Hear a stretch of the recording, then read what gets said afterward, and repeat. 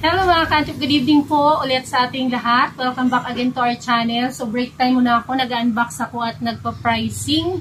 So ayan, break time muna dahil mayroon tayong sasagutin na comment or katanungan kasi importante itong importante itong isi-share ko sa inyo. So itong isi-share ko sa inyo na pag-uusapan natin ay galing kay Katrupa 16584 sa kay Uno Motorcycle Parts and Accessories sa Tanagan, Calatagan, Batangas. So, ang comment niya, sir, may utang ba kayo? Hehe, bakit ang bilis niyo mag-boom?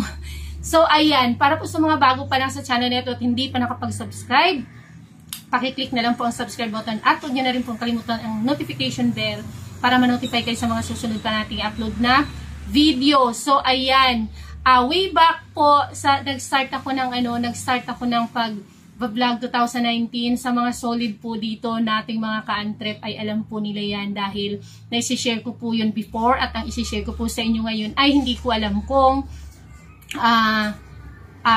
i-encourage ko ba kayo or i-inspire ko ba kayo or it will serve as a warning or paalala. So, story time, employee kasi ako at ang partner ko employee. So, nag-start talaga ako ang pasimuno nito kasi ahente ako ng mga oils sa isang kumpanya.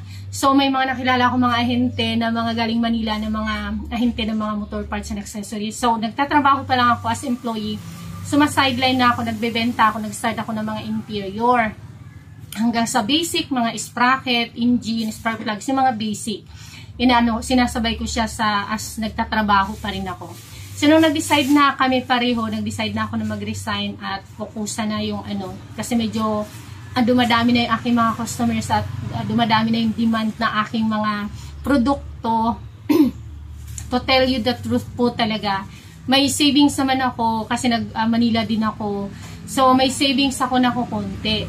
So ang kailangan talaga namin sa aming business, so ayan, may bumili pa. Actually 6:09 ng hapon. Bukas pa, nakaalis na mga mekaniko. So, ayun, nung nag-decide na kami, syempre, ang pinakakailangan namin sa aming negosyo, kasi yung delivery, yung panel. Kasi yun yung nakagisnan ko sa trabaho Ako yung nagpaumpisa talaga, hindi, yung booking lang before, yung pupunta sila mag-out of town area, lilista ng mga orders sa mga malalaking tindahan ng mga hardwares, kukuha ng order ko ilan. Nung ako nag-demand ako sa boss ko na gusto ko ng may truck na malaki, na ikakarga ko na doon yung mga produkto at dala-dala ko na siyang ititinda sa mga customers namin out of towns, mainland, lahat, buong mainland lang ng aming province city, ganon. So ako yung unang babaeng ganon yung trabaho sa ganong larangan ng industriya. So may mga ganon kasi pag sa mga grocery, tapos sa mga Checo, ganon, mga lalaki silang lahat. Tapos ako yung dito sa mga oils. So yun yung pinasok ko rin na landas. Pero before that, baka magtaka kayo kung okay lang sa boss ko. Napaka-supportive ng boss namin kasi nung alam din naman nila na nagsa-sideline na ako ng mga interior, ng mga motor parts, ganon. So very honest naman ako sa work ko, wala naman akong record doon kasi yung akin namang binibenta is hindi naman doon sa kagaya ng mga produkto nila. So, okay lang sa kanila. Tapos, dumating yung time na nung nagpaalam na nga ako, sabi ni boss na dalhin ko na rin yung oil. Kumbaga, pwede akong umutang sa kanila para din maibenta ko sa mga customers namin. Tuloy pa rin yung sa kumpanya nila. Pero nag-focus ako dun sa ibang brand. Oils ang focus namin from the start. Tsaka nga yung mga basic motor parts. Oil is, ilang taon namin, since 2013 hanggang 2021. Nung nag-pandemic lang po kami nag-stop dahil sobrang hirap na ng transpo. So, galing Manila lahat ng mga products namin, yung mga oils, cargo to cargo, nasa container van. Nasa container van. O, yun na nga, container, pinapadala sa cargo, tapos pick up. So, yung pinakauna namin, since kailangan namin ng van, ang may maliit kaming maliit ang ipon, yun yung kinailangan namin. First attempt pa lang, loan na po kagad. Dinaunan ko lang ng 75,000 yung hindi lang po siya second hand na maliit na panel. Third hand, fourth hand, baka 10th hand na po kami kasi tabingi na siya galing din sa kumpanya ng Yakult ba yun or manok. Tabingi na siya, ganun. So, niloan ko sa bangko kaagad po, BDO, di ba? Ang lupit, BDO kaagad. Hindi ko lang alam kung si Lord siguro talaga ang nag-lead kasi wala pa akong business that time. Wala pa akong kumuha na ako ng business, pero maliit pa lang. Kumuha na agad ako ng business permit. Tapos may savings lang ako. Tapos nag-loan ako. Niloan ko yon sa Orex through BDO kasi nakaka-tie up sila eh. So nag-down ako ng 75,000. Tapos yung remaining doon kasi parang 250,000 yun yung hinulugan ko na. Hinulugan ko sa Orex na naka-tie up sa BDO. So inanuhan ko yun, inisyon ng cheque ng BDO. So loan ka agad yun. Utang. Yung panglaman naman namin ng truck sa unang biyahe. So, ayun, may bumili ulit. So, dahil babiyahe kami at kailangan ko magkarga or magbenta ng oil na ang brand ay mga Shell, umutang ako ng pinakauna kong utang na mga oils ng unang biyahe namin. Hindi ko makakalimutan, nagkakahalaga siya ng 145,000. Yung worth nung oils lang. Tapos, inutang ko rin, given na yun kasi nung nagtatrabaho pa lang ako as sideline, inuutang ko na yung mga motor parts and accessories basic. Inuutang ko na siya. Binabayaran ko siya after 60 days. So, ang tanong ngayon ni Sir, ni Uno Motorcycle Parts and Accessories, may utang ba kayo ma'am? Bakit ang bilis yung mag-boom? The answer is, of course, yes. Hindi po mag-boom ang isang negosyo. Or halimbawa, kami, hindi ko naman masabing boom na kami, pero hindi kami dadating sa ganitong estado kung hindi ako nakasandal sa utang. Kung hindi po kami nakasandal sa utang. To tell you po, after that, di ba, unang loan ko, yung nag-loan ako nung sasakyan, nung panel, di ba, sa Orex yun siya. Dinaunan ko lang 75,000. Tapos, nag-loan ako sa DTI ng 500,000. Yun siya. Para yun doon sa physical store namin sa isang branch namin, sa main branch. Tapos, renovate nung store doon kasi yung store namin from the start is kubo lang, nipa sa wali nung nabulok na tapos nagro-rota kami. So, hindi ko naman maalis yung pera ng rota para ipagawa. So, nag-loan. And then, ang iba noon, naibili ng lupa na ito na pinagtatayuan namin ngayon ng 600 square meter. Tapos, nag-loan ulit na naman. Ayun.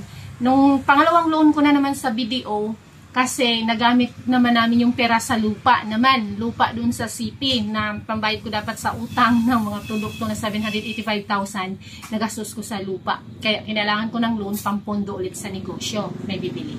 So, ayun. So, dumating po kami sa point na nagkapatong-patong ang utang. As in, utang, hindi pa fully paid ang unang loan, nag-loan na naman, another utang na naman, plus utang ng mga produkto.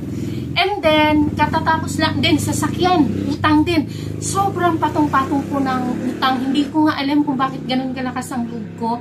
Umabot kami sa point na naghuhulugan kami ng 153,000 a month.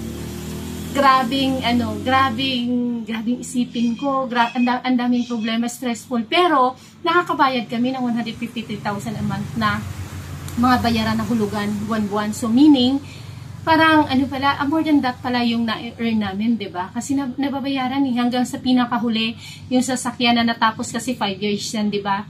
So natapos nung April dapat 'yon, pero dahil sa bayanihan umabot siya ng August. Tapos ayun, kami ng bili ng maliit na property lang naman yung beachfront na na-share ko sa inyo. So, anong punto po ng video na ito?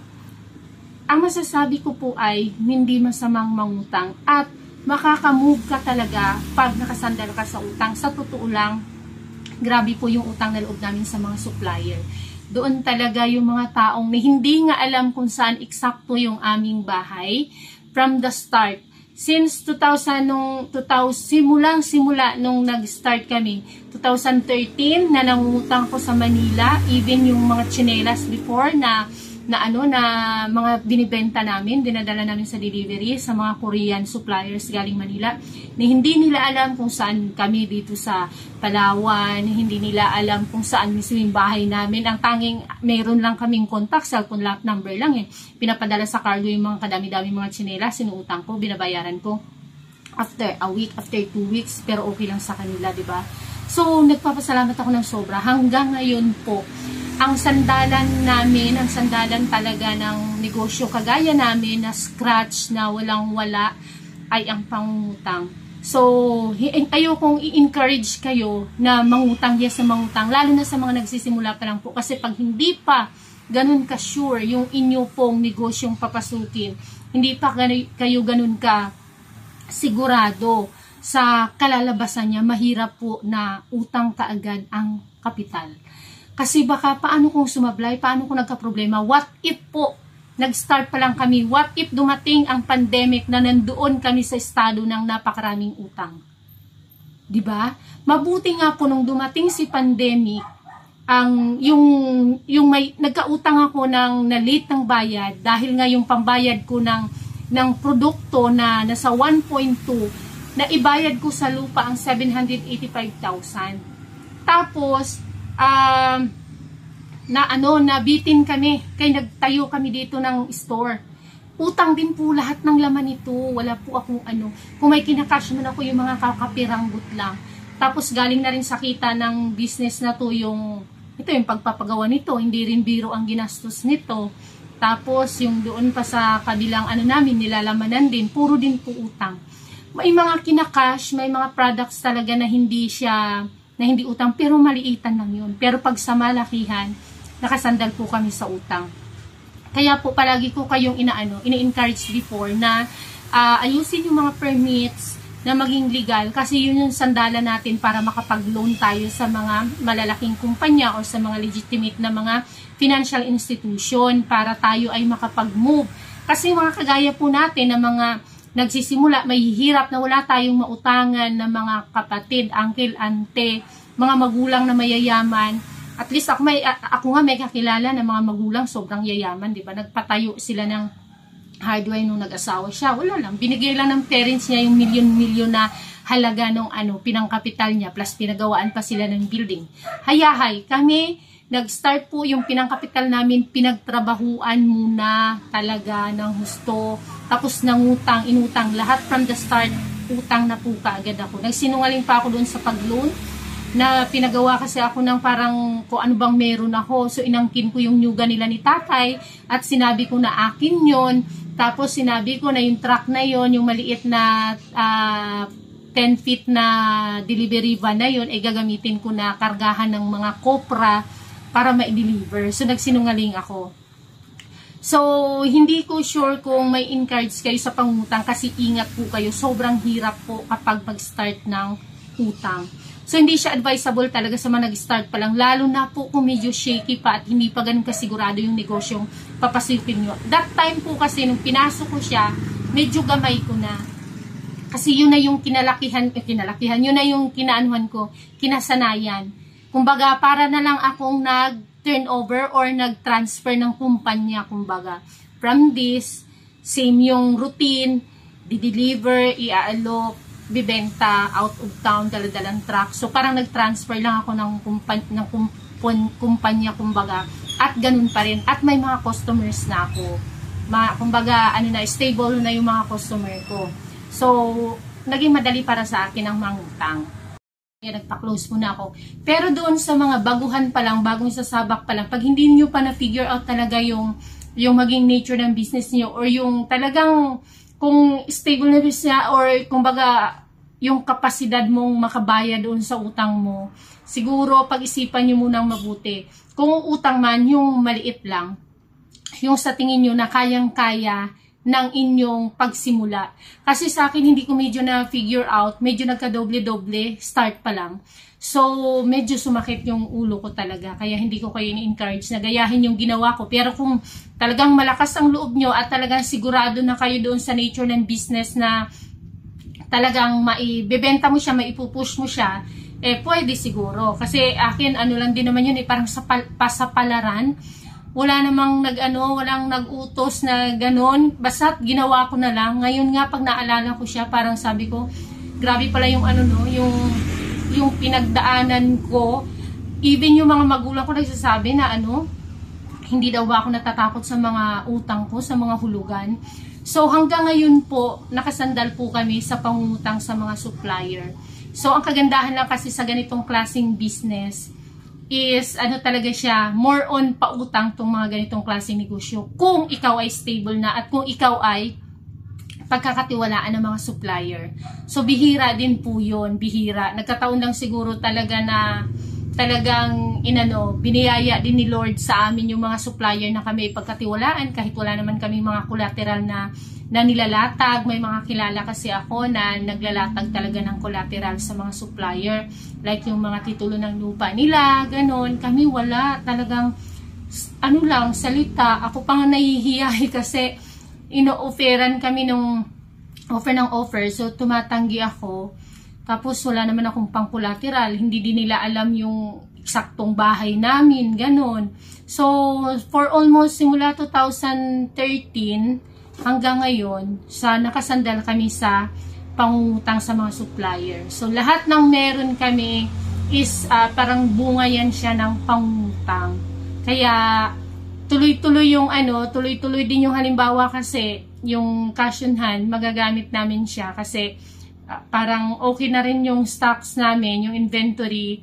So maiaasa na talaga siya as pambayad. Pero kung baguhan pa lang po, tapos inutang mo po lahat ng mga produkto mo, tapos halimbawa mahina pa at mag-due date na, mahirap po yun kung wala ka pong backup na pera na bubunutin para sa pambayad ng mga due date mo, kung uutangin mo siya kaagad sa umpisa pa lang. Naranasan ko po yan way back noong mga 2018, 2019, nung hirap na hirap kami sa cash. Alam niyo po ba na minsan alas 11 ng gabi, magme-message ako sa ate ko, magtatanong kung mayroon siya extra 500,000, 800,000, pang dagdag ko sa pang sa magjuju. Ganon kasi naka PDC, naka post dated check, so kailangan mong ponduhan. Pag taghirap, pagbitin yung cash, kapag inasa mo yung collection or yung sa benta, yung inutang mo, naku, napakahirap kasi walang kasiguraduhan. Pag mga ganon, dapat talaga meron kang extra nakahanda na utang man ito, mabinta man o hindi, kapag baguhan ka pa lang, mayroon ka talagang pambayad kasi masisira ka sa supplier. Pag nasira ka sa supplier, paano pa tayo makakamove, 'di ba? Paano pa sila magpautang or magtiwala ng mas malaki? 'Di ba? Mas mas mahirap pag yung supplier yung mawala ng tiwala sa atin kasi sa kanila tayo nakasandal, sa kanila tayo nakadepende sa pangutang. Napakalaking tulong nung nauutang po yung mga produkto kasi ito mga ganito, hindi siya basta-basta. Yung 500,000 mo, iilan lang po yan, iilang box lang yan, lalo na kung may mga tires. Sa pyesa yung 500,000, kunti lang po yun. Tapos ika-cash mo yun kung wala kang ganun kalaking cash. Tapos sana pakadaming pyesa, sana pakaraming kailangan. So ang siguro ang 1 milyon ay kukunti lang, ganun. So hindi kagaya nung may nautangan ka na tuloy-tuloy lang siya, magro-rolling lang. Utangin mo ng 3 buwan, bayad, tapos utang ka na naman. So yung benta niya, lalo na kung makapal na yung produkto mo, yung paninda mo, yung inventory mo, so ikot-ikot na lang siya. Doon na papasok yung ikot-ikot na lang. Wala ka mang cash on hand, dumadami yung produkto, inventory mo, lumalaki, dumadami. Nakakagamit ka na ng pera para sa ibang mga investments, tapos nakakabayad ka pa galing doon sa benta ng iyong mga produkto doon sa mga utang mo. So 2 things, yes, hindi masamang mangutang, good ang mangutang, basta doon lang sa kaya. Ako, yes, nagsimula sa utang, hanggang ngayon nangungutang, maraming utang, lahat ng mga produkto is, lahat ng kung anong meron kami, yan, bunga ng pangungutang. Pero wag din pasobra dahil napakasakit sa ulo ng maraming utang, lalo na kung baguhan ka pa lang at wala ka pang masyadong inventory or wala ka pang masyadong backup na pera para doon sa mga halimbawa mag-due date na or sa mga bayarin mo na utang, kasi mangyayari doon yun sa pang namin pang 2017, 18, 19 na mga taon. Nangutang, nag-loan, nag-loan ulit para ibayad, itapal sa loan, ganun ang nangyari. Napakahirap. Buti na lang, nalampasan din namin siya ng unti-unti. Hindi lang sumuko talaga. Yun lang. Thank you very much. Hindi ko alam kung ma-inspire kayo or matatakot na kayo. Basta as a warning, itansyahin mabuti ang pangungutang at yes, maganda rin po ang pangungutang at yes po, kami po ay produkto. Yung anumang meron kami ngayon, produkto ng pangungutang. Thank you very much. See you on my next video. Bye! Back to work po muna ako.